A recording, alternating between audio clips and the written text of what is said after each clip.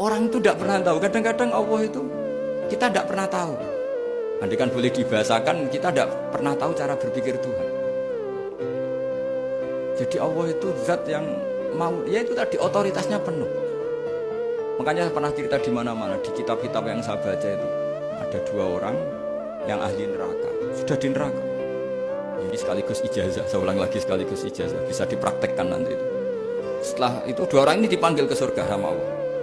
Allah itu tanyanya ya aneh, enak di neraka, ya udah enak di neraka. Ya gak enak di neraka kok ditanya enak enggak, ya gak enak. Ya sudah kembali lagi ke neraka, lari kencang-kencang, lari menuju neraka, lari. Sama Allah dipanggil lagi, loh kenapa kamu semangat? Ya Allah, saya ini kapok, saya ini trauma. Dulu ketika engkau perintah, saya ini lelet sekali. Disuruh sholat lelet, disuruh zakat lelet. Maka ini dengan perintah saya semangat supaya nggak ngulang kesalahan yang sama. Akhirnya sama dipanggil, ya sudah di surga aja, di surga. Karena semangat lari menuju neraka. Maka ini ijazah nanti kalau di mahsyar ya, kamu dipanggil, ayo masuk neraka, harus apa? Semangat, semangat. Harus semangat. Oke Gusti, semangat. Lah repotnya kalau nggak dipanggil lagi. Akhirnya barokahnya semangat itu dia di surga. Kita tidak pernah tahu cara berpikir Tuhan. Nanti kan boleh dibahasakan seperti itu. Yang satu, ayo kembali lagi ke neraka. Tolah itu, jalan noleh lagi. Sampai itu nggak semangat noleh lagi. Terus ditanya sama, kenapa kamu tolah gitu? Saya tidak pernah ngira ya Allah ketika engkau panggil di surga kemudian engkau kembalikan lagi ke neraka. Ya sudah kamu di surga saja, barokahnya husnudzon.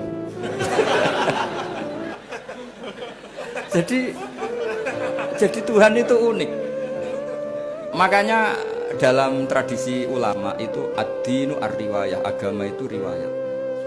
Sebagian diredaksikan inna hadzal ilma dinun fanzuru amman ta'khuduna dinakum. Agama ini, ilmu ini agama, maka lihat riwayatnya. Karena kita tidak pernah tahu cara berpikir Tuhan. Kita harus mengikuti riwayat yang diutarakan Rasulullah SAW. Karena kita tidak pernah tahu. Kayak tadi ada orang diinjek, kita mesti kan terprovokasi ingin bela yang sujud menyalahkan yang injek. Tapi ketika yang sujud mencatut nama Tuhan, Allah tidak akan memaafkan kamu. Itu Tuhan tersinggung karena sifatnya direduksi satu, diambil satu, disembunyikan satu. Loh ada kan dia begini mungkin malah Allah maklumi.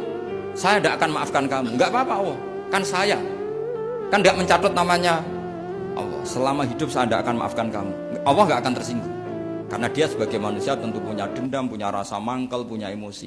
Tapi kalau ketika bilang Allah tidak akan maafkan kamu, berarti dia mencatut statusnya Allah.